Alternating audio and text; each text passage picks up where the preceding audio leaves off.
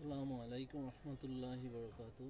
শীতের এই দিনে প্রায় দুপুর গড়িয়ে গিয়েছে। আজকে আমি আমার একটা গাছ রোপণ করব। সেই গাছ রোপণ করার জন্য আমি কিভাবে মাটি মিশ্রণ করেছি, মাটির সাথে বিভিন্ন রকম জৈবভাবে সার প্রয়োগ করেছি, সেটা দেখানোর জন্য আজকের আমার এই ভিডিও। তো সবাই ধৈর্য ধরে আমার এই ভিডিওটা দেখবেন।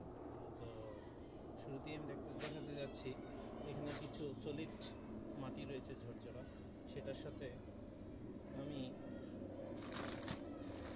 জৈব সার মিশিয়েছি, কাজী ফার্মের জৈব সার। তারপর নিম কেক খৈল নিয়েছি, জিপসাম 50 গ্রাম, বোরন নিয়েছি, হাড়ের গুঁড়া, তারপর আছে কোকোপিট। এগুলো সব কিছুই আমি আমার পরিমাণ মতো নিয়ে এগুলো সুন্দর করে মাটির সাথে মিশ্রণ করতে হবে, তাহলে একটা গাছ সুন্দর ফল দিবে, গাছটা অনেক সতেজ হবে, গাছ দীর্ঘস্থায়ী হবে। তাহলে দর্শক মণ্ডলী, আজকে আমি দেখাচ্ছি কিভাবে আপনার সারের সাথে মাটি মিশ্রণটা করবেন। এইভাবে প্রত্যেকটা জিনিস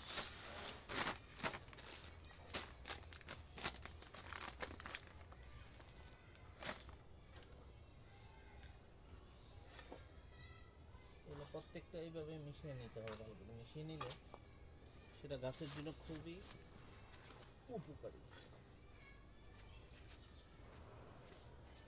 এইভাবে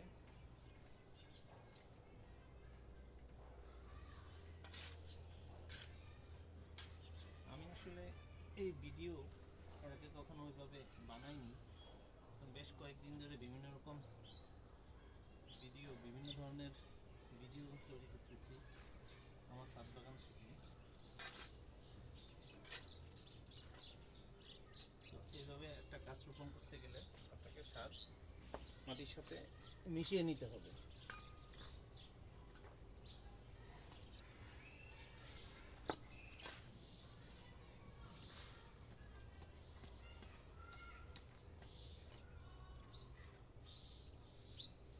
এইভাবে বড় চাকাগুলো এভাবে ভেঙে দিতে হবে।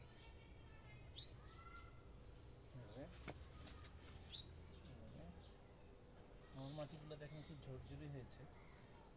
যেটা গাছ রোপণ করতে গেলে খুবই গুরুত্বপূর্ণ একটা বিষয়। মাটির সাথে যদি সার মিশ্রণটা সঠিক না হয়, তাহলে গাছ হয়তো বড় হবে কিন্তু কোনো ফল ধরবে না।